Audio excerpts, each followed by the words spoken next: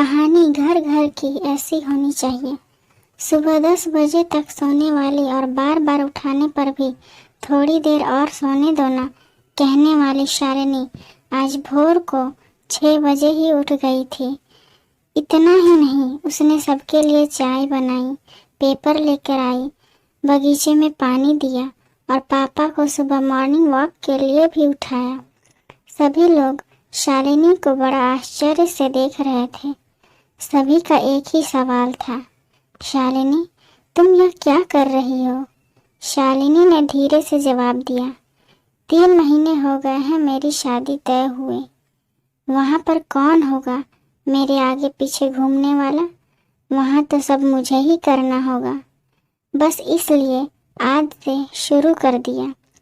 घर की बेटी को इतना समझदार होते हुए देख सबको खुशी हो रही थी और साथ साथ बुरा भी लग रहा था। बुरा लगने जैसी बात भी थी, क्योंकि अब वह हमेशा के लिए उनको छोड़कर अपने ससुराल जाने वाली थी। एक और महीना बीत गया और आखिरकार शालिनी की शादी हो गई। वह अपने ससुराल आ गई। सुबह समय पर जाग पाएगी या नहीं, इसी विचार में वह रात भर सो ही नहीं पाई। सुबह होते ही उसने नहाया और पूजा की और खाना बनाने की तैयारी करने लगी। वह सोचने लगी कि आज खाने में क्या बनाया जाए जो बड़े और बच्चे दोनों को पसंद आए। तभी पीछे से एक मीठी आवाज़ आई। शालिनी ने पीछे मुड़कर देखा तो उसकी सासू माँ थी। अरे बेटा, इतनी जल्दी क्यों उठ गई? शादी की भागदौड़ में थक गई होगी, ऊपर से घर वालों की याद भी आती होगी और मैं जानती हूँ रात को ठीक से सो भी नहीं पाई होगी। ऐसे तो तुम्हारी तबीयत खराब हो जाएगी। शालिनी मन ही मन में सोचने लगी, मेरी सासू माँ तो बिल्कुल वैसी नहीं है जैसे मैं सोच रही थी। मैं तो डर के मारे कितने दिनों से सुबह जल्दी उठने का प्रयास कर रही थी। यहाँ तो परिस्थिति बिल्कुल अलग है।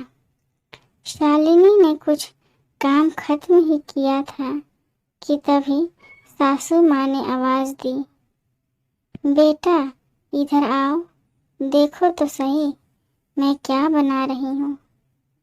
मटर पनीर, पराठा और गाजर का हलवा। अरे वाह, यह तो सभी मेरी फेवरेट डिश है। शालिनी बोली। उसे तो कुछ समझ में नहीं आ रहा था। उसे लग रहा था जैसे यह सब सपना है। शालिनी को एहसास हुआ कि यह सपना नहीं, सच है। सासू माँ ने कुछ कहा, शालिनी सुन नहीं पाई। वो थोड़ी डर गई। उसे डरा हुआ देखकर सासू माँ ने कहा, शालिनी ज़रा इधर तो आओ, यहाँ तो बैठो। मेरी बात ध्यान से सुनो और समझो। शादी मतलब लड़की की परीक्षा नहीं होती है। तुम्हारी शादी सिर्फ मेरे लड़के से नहीं हुई है। जितनी जिम्मेदारी उसकी तुम्हें खुश रखने की है, उतनी ही हम सबकी भी। हमने तुम्हें घर सिर्फ काम करने के लिए नहीं लाया है। तुम्हें क्या आता है या तुम हमारे लिए क्या कर सकती हो, यह सब देखने के लिए तो बिल्कुल नहीं। और हम तुम्हारी आज़ादी भी तुमसे नहीं छीनेंगे। अगर अपनी बात करूं तो मुझे सिर्फ एक अच्छी फ्रेंड चाहिए थी। मैं बिल्कुल नहीं मानती कि बहू ने सुबह सुबह उठकर पूजा पाठ करे, और मैं यह भी नहीं मानती कि बहू को बहुत अच्छा खाना पकाना चाहिए। शादी का मतलब तुम्हारे सपनों का बलिदान बिल्कुल भी नहीं हो सकता। बल्कि मैं तो कहूँगी कि शादी का मतलब तुम्हारे सपनों को और ज़्यादा ऊंची उड़ान देना होना चाहिए। हम सब हमेशा तुम्हारे साथ हैं, हर दिन हर पल। शालिनी की शादी को अब 10 साल बीत चुके थे।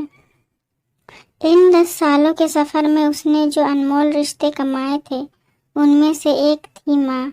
जी हाँ, वही सासू माँ जो अब उसकी माँ बन चुकी थी। शालिनी ने अपने जीवन में काफ़ी उतार चढ़ाव देखे थे, लेकिन उसके मन में यह एक सोच बहुत पक्की बैठ चुकी थी कि जब भी उसके लड़के की शादी होगी और वह घर में बहू लाएगा तो वह भी अपनी सासू माँ की तरह ही अपनी बहू के साथ व्यवहार करेगी। टीवी सीरियल में सास बहू को दिखाया जाता है, वही वास्तविकता है ऐसा बिल्कुल नहीं है। समय के साथ लोग बदलते हैं, लोगों के विचार बदलते हैं। कुछ लोग गलत ज़रूर जीवन में आते हैं, लेकिन सभी गलत हो ऐसा ज़रूरी नहीं। आखिर मैं यही कहूँगी, बहू मतलब बेटी ही होती है। गलतियाँ तो हर किसी से होती है, इसलिए बहू के साथ भी वैसा ही व्यवहार करें जैसा खुद की बेटी के साथ करते हैं। अगर ये छोटी सी कहानी पसंद आए तो लाइक, कमेंट और शेयर करें। चैनल पर नए हैं तो सब्सक्राइब करें और इस छोटी सी कहानी को सुनने के लिए बहुत बहुत धन्यवाद।